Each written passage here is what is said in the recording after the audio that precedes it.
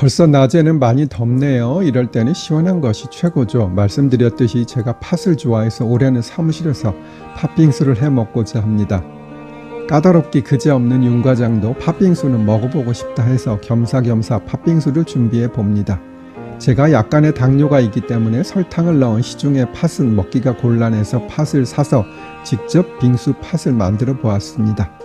설탕 대신 스테비 땡과 알룰로 땡을 넣었고요. 그리고 얼음을 물 대신 우유로 만들었습니다. 그러면 훨씬 부드럽고 영양가도 있지요. 다만 저는 아티 땡의 팥빙수처럼 아주 부드럽게 갈린 얼음을 원했는데 팥빙수 기계가 그렇게 부드럽게 갈리지는 않네요. 물론 일반 얼음을 간 것보다는 우유 얼음이 더 부드럽게 느껴지긴 하지요. 다음 쇼츠로 오세요. 전의 쇼츠에서 이어집니다. 오래전에 해먹던 팥빙수 기계는 손으로 가는 것이었는데 최근에 산 것은 전기로 자동으로 갈려지는 것이에요. 훨씬 편하네요. 그런데 사실 직접 갈면 전완근이나 2두 3두근의 운동이 되는 것 같긴 합니다. 그리고 세척하기도 훨씬 편해진 것 같고요.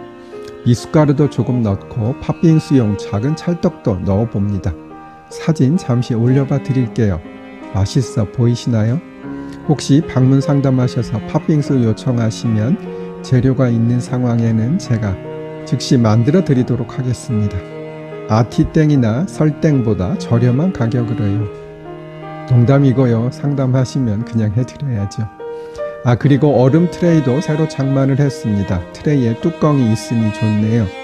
쿡땡에서 샀고요. 아시는 분들도 있겠지만 변론 또는 공판기일과 선고기일을 구분하지 못하시는 분들이 계셔서 다시 한번 설명드립니다. 변론 또는 공판기일은 사건에 대한 심리가 진행되는 기일입니다. 변론은 민사의 경우, 공판은 형사의 경우고요. 물론 행정이나 가사도 민사에 준하는 것이니 변론기일이라고 표현하겠지요. 그리고 변론이나 공판기일에 대비되는 선고기일이라는 것이 있는데요. 선고기일에는 사건에 대한 심리는 없는 것이고 판사가 기록을 읽고 그 사건에 대한 결론만을 간단히 고지, 즉 알려주는 기일입니다. 따라서 대부분의 경우 변호사는 출석하지 않습니다. 그 이유는 심리가 이루어지지 않기 때문에 변호사가 출석을 해도 할 일이 없기 때문이에요. 다음에는 음주운전 방지 장치 설명드릴게요. 음주운전은 재범률이 상당히 높은 범죄예요. 그래서 음주운전에 대해 적발된 적이 있는 운전자들의 재범 가능성을 없애는 것이 현실적으로 범죄를 줄이는 방안이 될 수 있어요. 오는 10월부터 음주운전 사범에 대한 보다 강력한 제재 수단이 도입됩니다. 그중 제일 중요한 것이 음주운전 방지 장치 의무화입니다. 음주운전 방지 장치는 차량 시동 전 음주 측정 과정을 거쳐 알코올 감지 시 시동을 걸지 못하도록 제한하는 장치입니다. 상습 음주운전자의 차량에 방지 장치를 설치하도록 하는 내용을 담은 도로교통법 개정안은 작년 10월에 국회를 통과했고 오는 10월 25일 시행됩니다.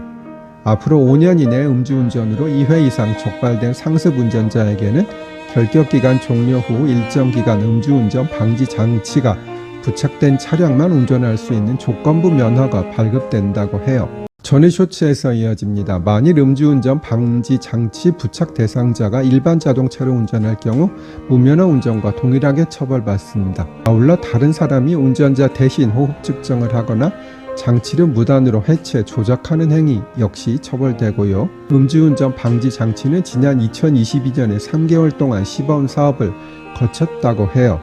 도로교통공단은 제주, 대구, 여수 등에서 렌터카 업체와 함께 차량 40대 음주운전 방지 장치를 시범적으로 설치했어요.